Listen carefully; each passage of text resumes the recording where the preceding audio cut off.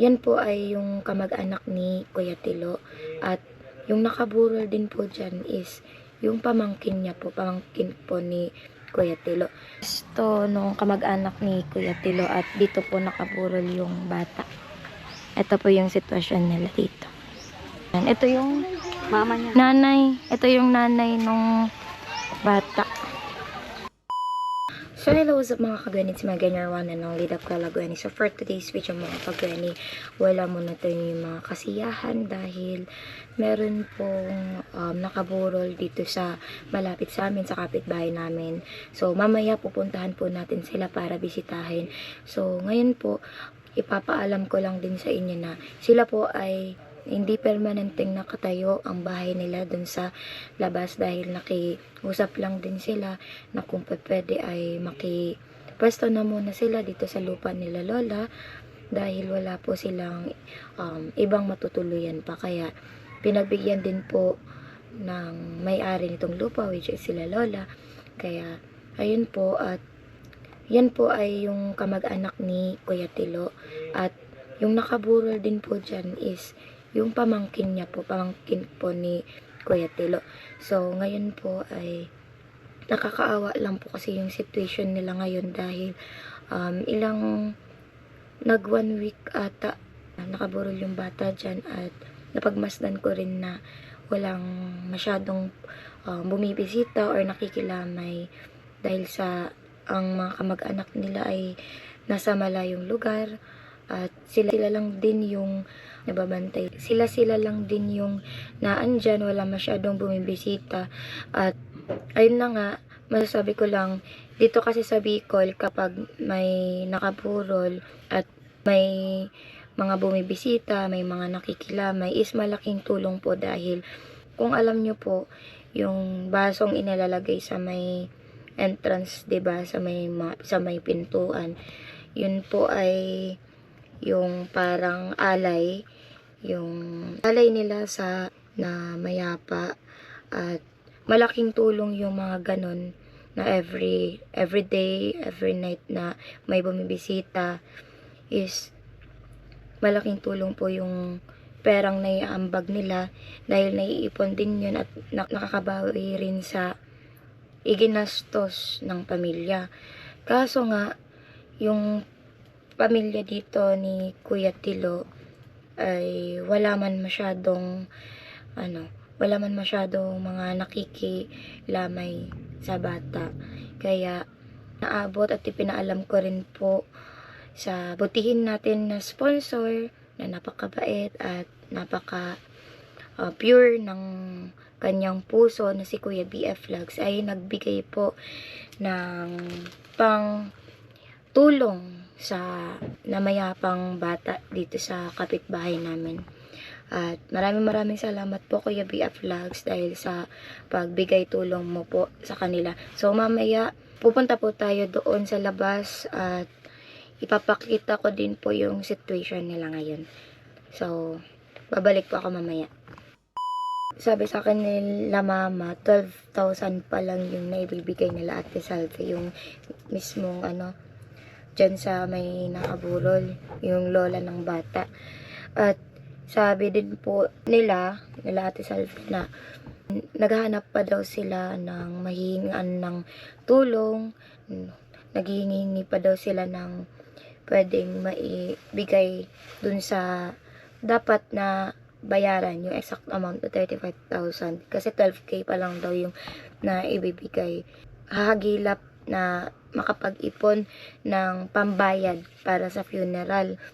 Kaya sa mga viewers ko po dito sa YouTube channel, ang nananawagan sa inyo, sa mga may butihing puso dyan, na sana'y tulungan po natin sila Ate Salve, yung kamag-anak ni Kuya Tilo, at naway matulungan po natin sila. Advance thank you po sa gusto pong tumulong sa kanila.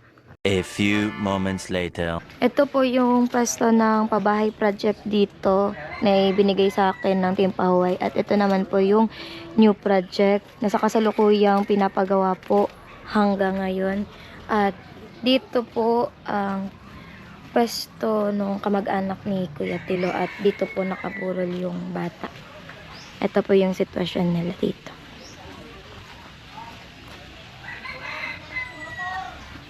Dito lang sa labas nakaburol yung bata dahil ito po yung bahay nila at hindi po magkakasya yung kabaong itong namayapa na si Francis Fernandez Kisay. Bata pa lamang po siya ay binawian po agad ng buhay dahil sa meron siyang inindang sakit na leukemia. At ito po yung kamag-anak nila. May mga bata, kapinsanan, no? Kapinsanan nila. Ito tita. Tita nitong nakaburol. Ayun, kapatid yung sumasayaw. Ay, yung sumasayaw, kapatid niya. Ito yung kasalukuyan na sitwasyon nila. At meron naman silang, itong tent saan to? Kasama na yan sa ano. Kasama sa funeral. Ayan, ito yung Mama niya. nanay. Ito yung nanay nung bata. Dito lang nakaburol itong namayapa na si Francis. 11 years old pa lang yan. Mag-11 years old sana ngayong October. Ay, hindi, magta-12 na pala.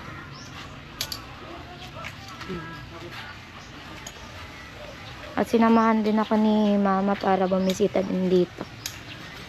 Ito po yung sitwasyon nila dito. At mamaya, pupunta din po kami dito para mag-attend ng last vigil po. Last night na po kasi dito. At, ayun, mamaya na lang natin ibibigay tulong galing sa sponsor natin. So, ayun. Lalapitan na lang muna ni mama yung nakaburol dahil ako hindi pa ako pwedeng lumapit kasi hindi natin pwedeng i-close up ang kamet. For respect sa namayapa. At mamaya babalik ako para may update kayong lahat. So ayun mga kagweni, nakuha ko na yung perang ipinadala ni Kuya BF Vlogs at pupunta na din tayo dito sa kapitbahay natin dahil ibibigay din ito at makikilamay na rin po. Yung word pa lang na sabi ko kanina, alay. Di ko po kasi alam yung term kanina kasi bagong gising din ako. Ito pala, anong tawag dito ma? Abuloy. Abuloy po pala. Iba yung alay sa abuloy. So, kinokorek ko lang po ngayon. Baka mabasya ko eh. So, ito po yung ibibigay nating abuloy sa namayapang si... Anong pangalan nun ma? Hindi ko maisip. Basta namayapa sa pamilyang Kisay. So, papunta na tayo dun mga kabeni. Ay, ano nga yung sinabi mo mama kanina? Last night ngayon, pero hindi pa po nila na babayaran yung funeral. Pero pwede naman ng napakiusapan daw po na pwede nang mailibing bukas. Kahit kalahati Pa lang yung binibigay. Pero kailangan pa rin nila ng financial support. Kaya nananawagan ako sa mga viewers ko, yung mga gusto pong tumulong sa kanila, pwede naman po akong i-PM at ibabahagi ko din po sa kanila. So, maraming salamat! Sabi ko, quick, babulong.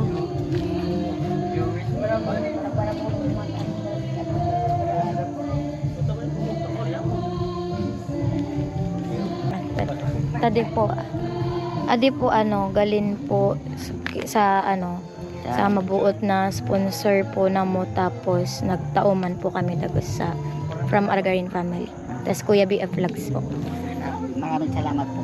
Tapos nananawagan man po ako dagos sa mga viewers na pwede kong sisay sa mga gustong magtabang, mag-message na lang kanako.